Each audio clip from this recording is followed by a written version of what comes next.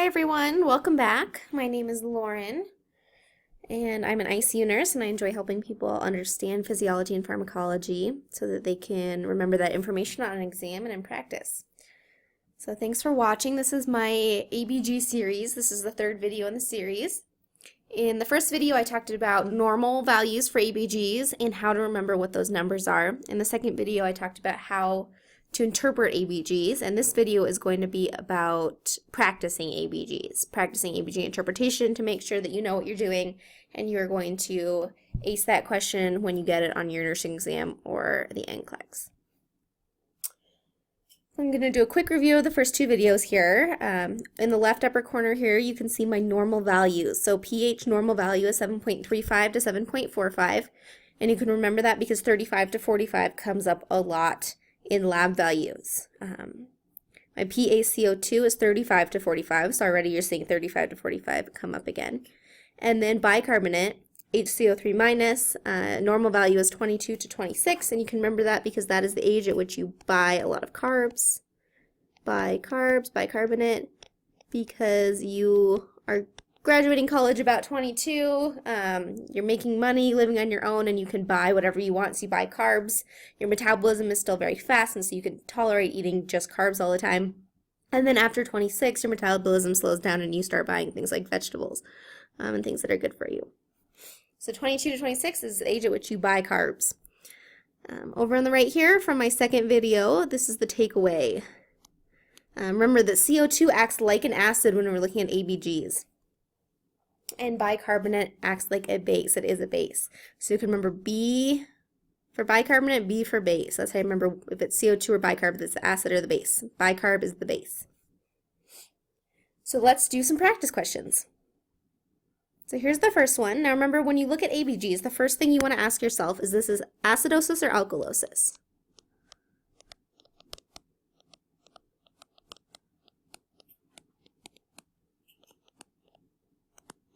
And remember, acidosis is a low pH, right? Low pH, because low for lemon, right? Acidic pH is low. Alkalosis then would be a high pH. So let's look at our example. The pH here is 7.25. So we know that a normal pH would be 7.35 to 7.45. So 7.25 is low. So low is acidic. So we have acidosis. You already have a third of your answer, acidosis. The second thing you want to ask is this respiratory or is it metabolic acidosis?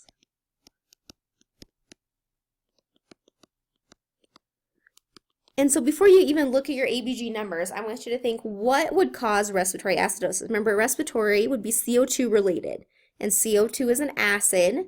So if CO2 is an acid, if we increase the amount of acidic CO2, we will get acidosis.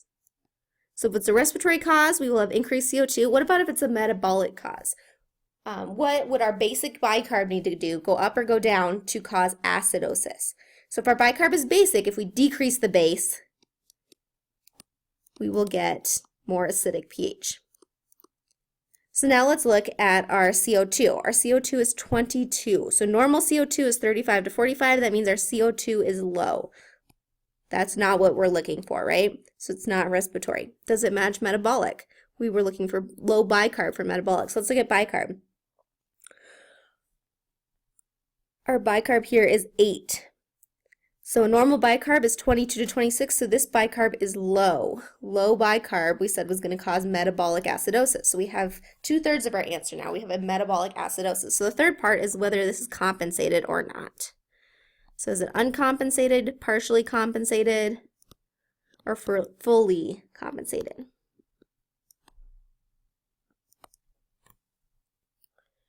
So whether or not it started to compensate is, we look at the other thing, right? So this is a metabolic acidosis, so that means we'd be compensating with our respiratory side.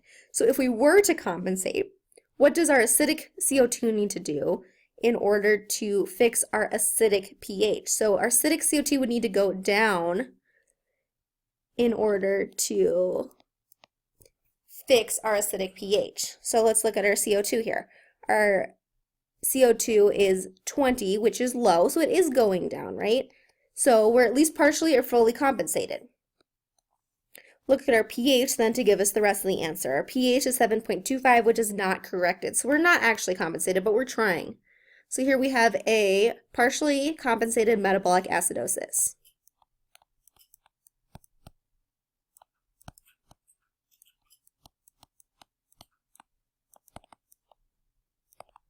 And that's all there is to it. So let's try a next one. So we're going to go through those same steps again here, okay? So first we're going to say, is this acidosis or alkalosis?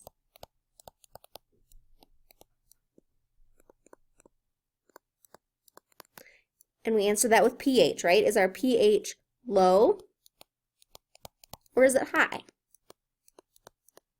So our pH is 7.5. So normal pH is 7.35 to 7.45. So this pH is high.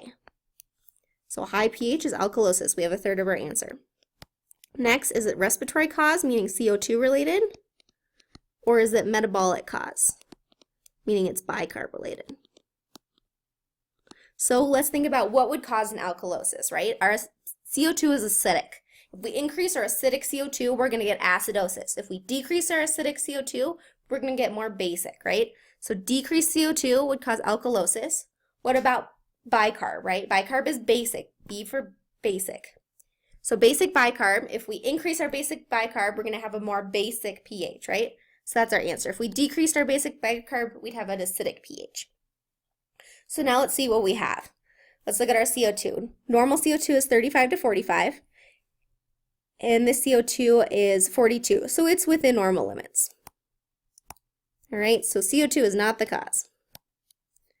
What about our bicarb? Normal bicarb is 22 to 26, age at which you buy a lot of carbs, and this bicarb is 35, so it is elevated. So that's our answer. It's a metabolic alkalosis.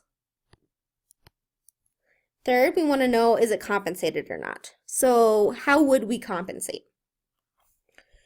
Well, if we have an alkalotic state, which is caused by increased bicarb, we're going to compensate with our CO2, right? So what would our CO2 have to do to try to fix our alkalosis? Well, the acidic CO2, if we increased our acidic CO2, we would fix our alkalotic pH. So we look at our CO2, it's not even trying, it's within normal limits. So we are totally uncompensated. So we have uncompensated metabolic alkalosis. And that's it. Let's do the third one. If you need more time to think through this, I encourage you to look at the example, pause this video, try to figure it out on your own, and then play it through and see if we're on the right track, the same page. So this third example here, what was our first step? It was acidosis versus alkalosis.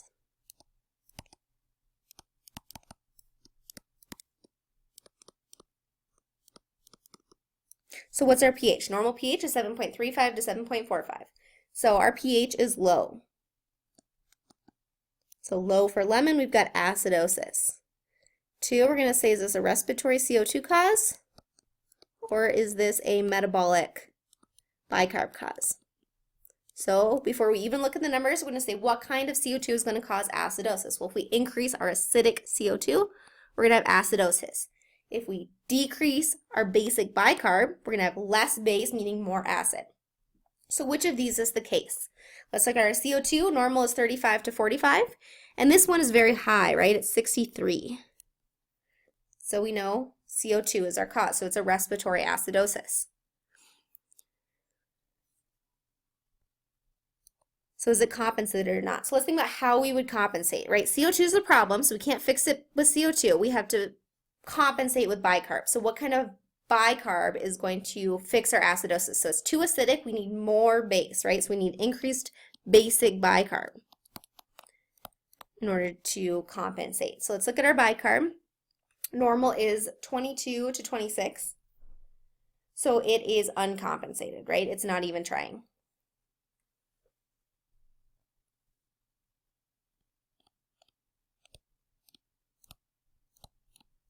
So we have uncompensated respiratory acidosis. All right, one more here. You're doing great. So first we're going to say, is this acidosis or alkalosis?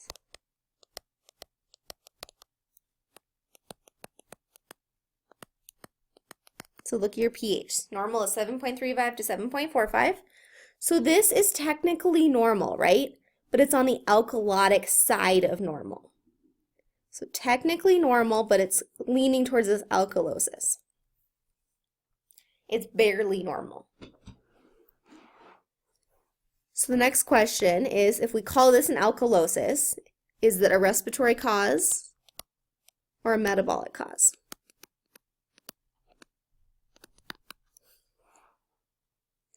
So as a respiratory cause, if we increase our acidic CO2, we're going to get acidosis. So if we decrease our acidic CO2, we'll have a basic pH, alkalotic.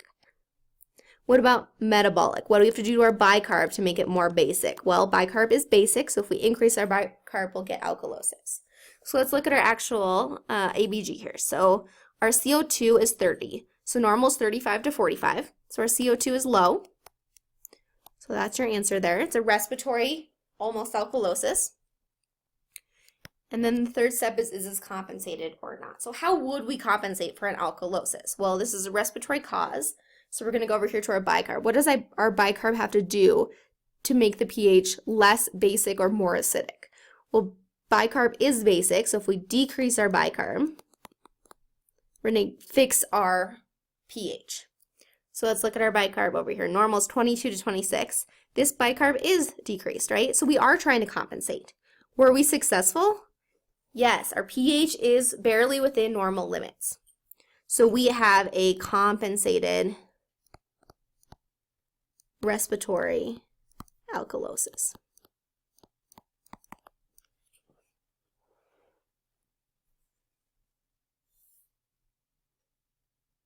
So some of you might be tempted to look at the pH and say, well, 7.45 is technically normal, so there's nothing wrong here. But both of your other values, your CO2 and your bicarb, are both abnormal. So this isn't a normal, healthy, functioning person.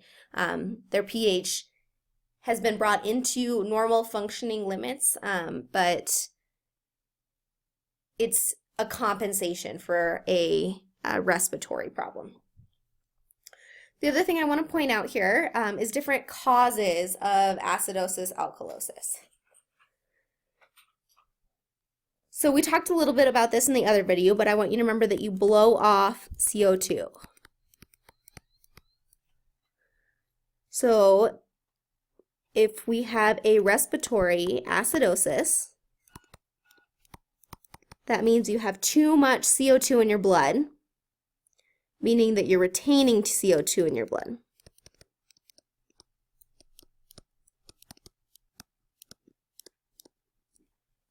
All right.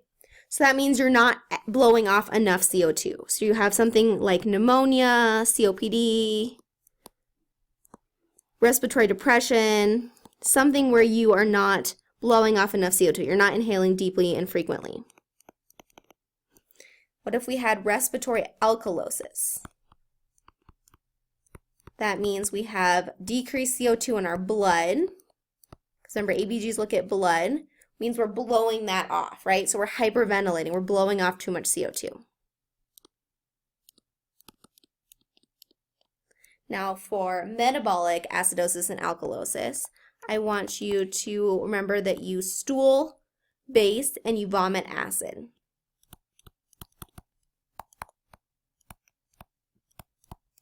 That's really important.